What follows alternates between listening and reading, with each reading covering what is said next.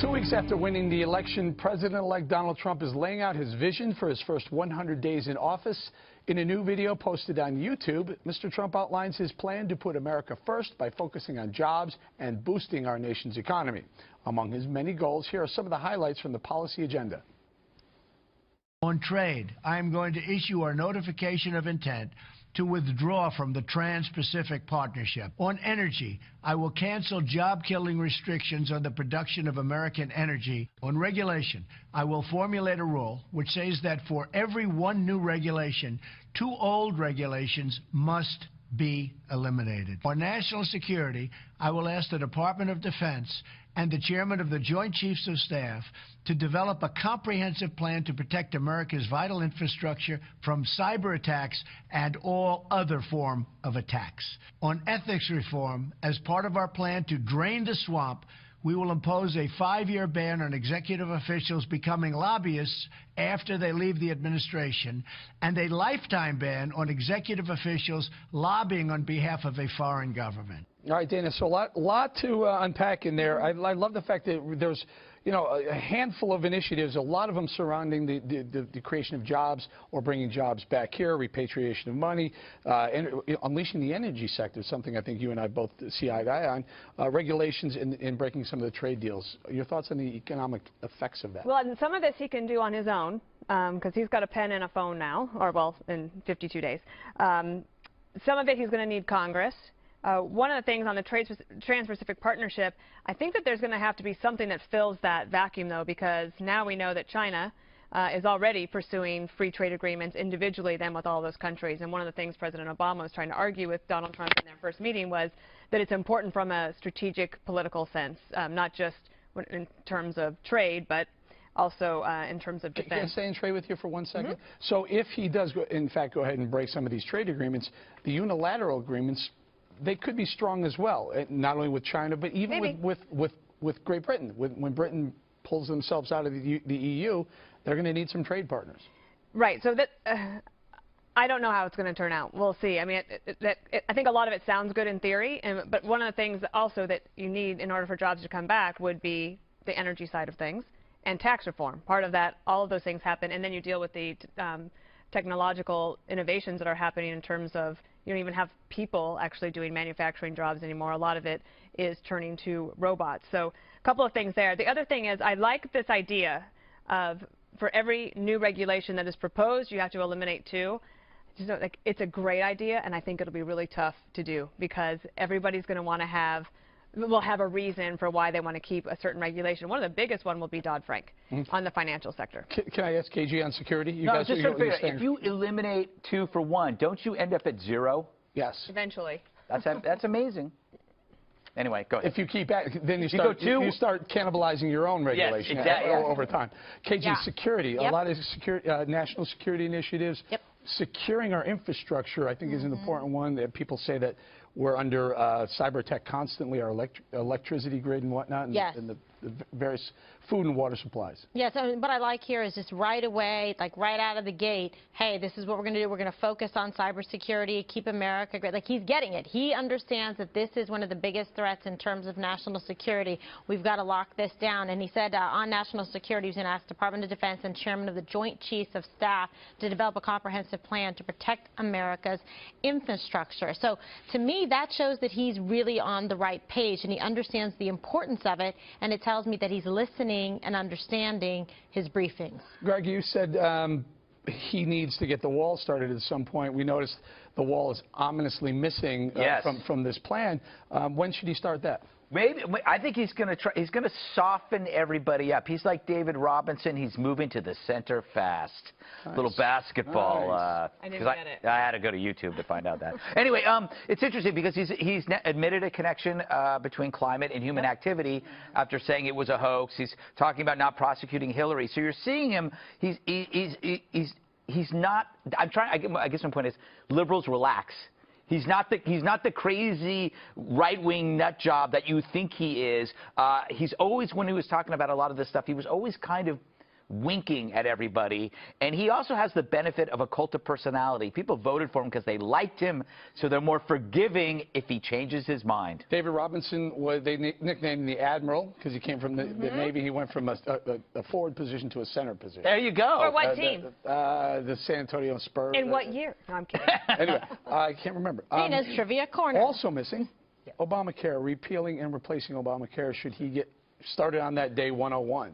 I don't think so. I don't think that's where he starts. I think he starts exactly where he's talking about, TPP and some of this economic stuff. Again, you've got a country, Eric, that's still, pretty wide apart on what they think about President-elect Trump, right? So I think it's very smart and a good place politically and strategically to start where there is some common interest.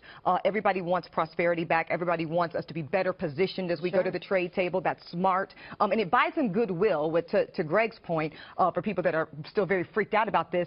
If he can demonstrate some goodwill in these first 3 months here about getting America back on track, and in lieu of the wall, you're right, that's missing, but he's talking about re-examining the visa stuff, reinforcing what's already on the books. That doesn't feel so crazy and hysteric. That's just following the law and making good sense, and it has an economic benefit to boot. Can I bring it around the table? What do you start on this side? What do you think of releasing this via video rather than a press conference? Well, who was this is something that, didn't President Obama start this? I mean, this is just a great way to get stuff out there, and you don't have to deal with the hassles of answering questions. Yeah, it's an easy thing to do, and we're covering it. Yes. It works. Also, if you submitted to a press conference at this point, pretty much everything would be picked apart, and you'd say, well, how would you do that, and when, and why, but how much would you spend, and which regulations? All sorts of questions that there are not answers to yet as they continue to form a government. He doesn't have a cabinet fully formed yet. He hasn't even been sworn in. I think doing the video is fine. And it's a smart move, I think, based on what you just said. Yeah. Yeah, and it's a good way to also, like I said, bypass the mainstream media in its totality. I know we'll get to it a little bit later about that contentious relationship, but this is great. To Greg's point, this is a very smart use of new media. I think Donald Trump is partly in the White House because of his brilliant usage of this type of media, and it's a good media place to start. Remember when he used to do those videos from his desk? Yeah. Like, was it years ago? And they were so poorly recorded, but he would be sitting there like this. Intimate. It's very intimate. It wasn't even that long ago. It's even while he was, running for president, some of them came. You remember there was the Taco Bowl from the desk as well. Side note, deep tease here. Tonight, Reince Priebus will be on The Factor tonight. Have a lot of questions to ask him about this plan and about some of the stuff. I wonder if he's going to tweet out his executive orders. Wouldn't that be interesting? You mean? Tweet on yeah. You could do a poll, like one of those online polls, where do you like this regulation, yes or no, and then you could. Well, he's got to junk the Paris Treaty. I think that's why he said. That's not what he's saying. Well, I think what he's saying is he's going to keep an open mind on climate change, so that way people go, oh, maybe he's not so bad, and then he's going to say, but the Paris Treaty, that sucks. Let me throw one more thing at you guys. Yeah. Paul Ryan today wrote a letter. Currency manipulator. I like that one. Paul wrote a letter to President Obama saying, hey, back off on the Iran deal. Don't soften any more sanctions. Let us handle it. We have, you're a lame duck. Let Donald Trump, President Donald Trump, take over the Iran deal. Your thoughts? Well, one of the things that we haven't talked that much about is Congressman Pompeo, who was named the CIA director. This is a guy who has been very tough on the Obama administration when it came to Iran. And one of the things he said is, okay, there's the deal, and that is the thing, but we have not followed through on the punishments, right? So the sticks have not been followed through on. And Pompeo, I think because he's coming from the House, he's super well informed, by all accounts a wonderful guy who could be helping on that side of things. And Paul Ryan also has been very adamant. Actually, all the Republicans on the Iran deal have been strong, and I think what they're concerned about are these sort of rumors that President Obama might be able to do something within the next 52 days that makes it he was going difficult. To, right? I'm not exactly sure what he could do. I think he said that he was going to reach even further agreement with Iran as far as lifting further sanctions. I think this is a god-awful idea. Yeah, I know. No kidding. But there's a bunch of things that he can do, too, that he doesn't even need to go through Congress. And I think that's going to be important because people are going to be looking for, like, a manifest change and his leadership to be demonstrated right away. And there's a bunch of them that he can, like, tick off that I think, meaning off the list, that it would be great for him to get out there for people to see exactly the direction that he's going. And to that point, so he can also do a lot of stuff through, I think it's reconciliation orders and things like that, where he doesn't have to get the two-thirds.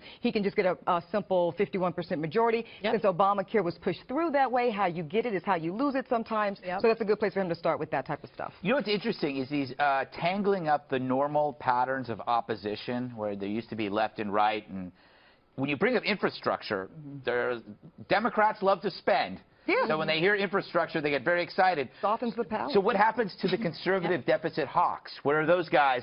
So he starts to create these different oppositions that didn't really exist before. Well, we made a lot of fun of President Obama for shovel-ready projects Yes. that weren't there. So there's some work that needs to be done to figure out with the mayors and the governors what actually needs to be Hook done. up that Senior pipeline, advisor, Keystone pipeline. Steve Bannon, who's spent many years on Wall Street, went to Harvard, very smart guy, said, he makes a very good point. If you're going to borrow, if you're going to deficit spend, it's borrowing. Spend it on something. Do it when the interest rates are low, like they are right now, and there's a lot of indication interest rates may be rising. Does not make soon. sense. It's Well, don't you think that? Don't you think the makes a lot of Fed? sense. But if don't you think Obama the had Fed done will that, do we that would have before? crucified But him. that's the point, right, Greg, is that, Obama, the policy can remain somewhat the same, but the messenger does make a difference. Yeah. And that's the sad truth. Yeah, well, I wanted to I ask- would have loved Obama if he cut taxes and got rid of the IRS. But I mean, it's spending. and- Remember, we were going to shut down the government over spending. I can ask you in the commercial break for a more fulsome answer, but I was wondering if you think that the Fed will actually try to raise rates before President Obama leaves. I would hope that they would let I mean, we're artificially keeping him low. I hope that Donald Trump has said let him float, let him go where they should be going. So It's probably maybe good to do it before. They're doing it themselves already. It's already starting. The rates are starting. to go. And record close for the Dow. And a record close to the Dow.